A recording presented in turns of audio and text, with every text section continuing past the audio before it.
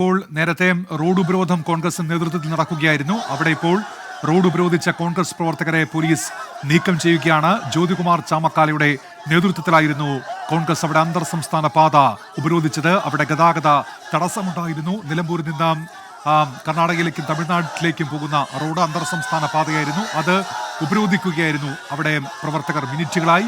അവിടേക്ക് ഇപ്പോൾ പോലീസ് എത്തുന്നു. അവിടെ ഗതാഗത തടസ്സമുണ്ടായതോടെ പ്രവർത്തകരെ പോലീസ് ഇപ്പോൾ അറസ്റ്റ് ചെയ്ത് നീക്കുകയാണ്. പോലീസിന്റെ അറസ്റ്റിനെ ചെറുക്കുന്നുണ്ട് UDF പ്രവർത്തകർ. അവിടെ കോൺഗ്രസിന്റെ നേതാവ് ജ്യോതികുമാർ ചാമക്കാൽ ഉൾപ്പെടെ ഉണ്ടായിരുന്നു.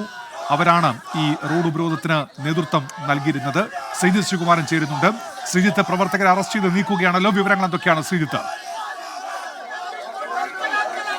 തീർച്ചയായും പ്രവർത്തകർ അറസ്റ്റ് പ്രതിരോധിക്കുന്ന കാഴ്ചയാണ് ഈ ഒരു ഘട്ടത്തിൽ കാണുന്നത്. പോലീസുമായി വലിയ ഏറ്റുമുട്ടലിലേക്ക് പ്രവർത്തകർ പോകുന്നു. നേരത്തെ CPIM-ന്റെ പോളിറ്റ് ബ്യൂറോ അംഗം A. വിജയരാഘവൻ ഈ പ്രദേശത്ത് വന്ന സമയത്ത് പ്രവർത്തകർ പോലീസുമായി A. വിജയരാഘവനെ തടയുന്ന ഒരു സാഹചര്യം ഉണ്ടായിരുന്നു. പ്രധാനപ്പെട്ട പാതയാണ്. പോലീസിനെ സംബന്ധിച്ചിടത്തോളം അത് തന്നെയാണ് വലിയ ആശങ്ക ഉണ്ടാക്കുന്ന കാര്യം. കാരണം അതിൽ ഏറ്റവും എടുത്തു പറയേണ്ടത് പ്രധാനപ്പെട്ട പാതയാണ്, നിലമ്പൂർ ബാംഗ്ലൂർ പാതയാണ്. ആ മേഖലയിലാണ് ഇത്തരത്തിലൊരു സംഘർഷം ഉണ്ടായിരിക്കുന്നത്. അല്പസമയം മുൻപാണ് വെള്ളക്കെട്ട വഴിക്കടവ എന്ന പ്രദേശത്ത് വെച്ച് ഒരു ഷോക്കേറ്റ് ഒരാൾ മരിച്ചിരിക്കുന്നത്, അല്ലെങ്കിൽ ഒരു 10ാം ക്ലാസ് വരെ മരിച്ചിരിക്കുന്നത്. അതിൽ സർക്കാരിന്റെ അനാസ്ഥയുണ്ട് എന്ന ആക്ഷേപമാണ് ഇപ്പോൾ കോൺഗ്രസും യൂത്ത് കോൺഗ്രസും യൂത്ത് ലീഗും അടങ്ങുന്ന UDYF ഉയർത്തുന്ന. ജ്യോതികുമാർ ചാമക്കാലയായിരുന്നു ഈ ഒരു പ്രതിഷേധത്തിന് അല്പസമയം മുൻപ് നേതൃത്വം നൽകിയിരിക്കുന്നത്. ഇപ്പോൾ UDF പ്രവർത്തകരെ ബലം പ്രയോഗിച്ച് അകത്തേക്ക് കയറ്റുന്ന കാഴ്ചയാണ് കണ്ടത്. പ്രധാനപ്പെട്ട പാതയാണ്. പോലീസിനെ സംബന്ധിച്ചിടത്തോളം അത് വലിയ ബുദ്ധിമുട്ടുണ്ടാക്കുന്ന കാര്യത്തിൽ യാതൊരു തർക്കവുമില്ല.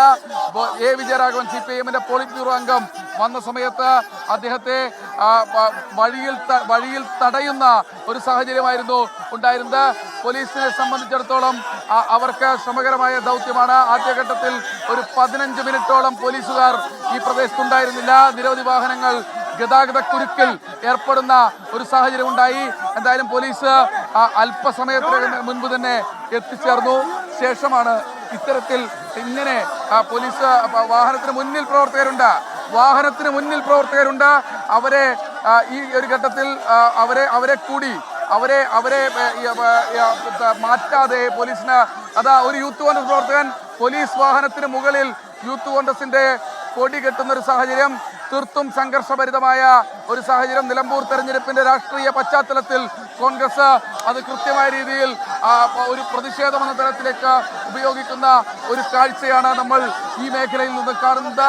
വലിയ പ്രതിഷേധം നേരത്തെ CPIM-ന്റെ പോളിറ്റ് ബ്യൂറോ അംഗം A. വിജയരാഘവൻ രൂക്ഷമായ ആക്ഷേപം കോൺഗ്രസിനെതിരെ ഉന്നയിച്ചിരുന്നു. അവർ രാഷ്ട്രീയമായി ഇത് ഉപയോഗിക്കുകയാണ്.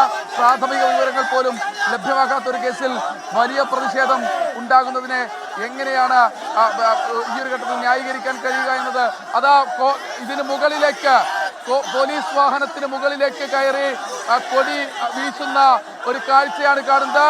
പോലീസ് വാഹനത്തിന് മുകളിൽ കയറി കൊടി വീശുന്ന ഒരു കാഴ്ച. എന്തായാലും പോലീസ് വാഹനത്തിന് മുകളിൽ ഒരു പ്രവർത്തകൻ കൊടി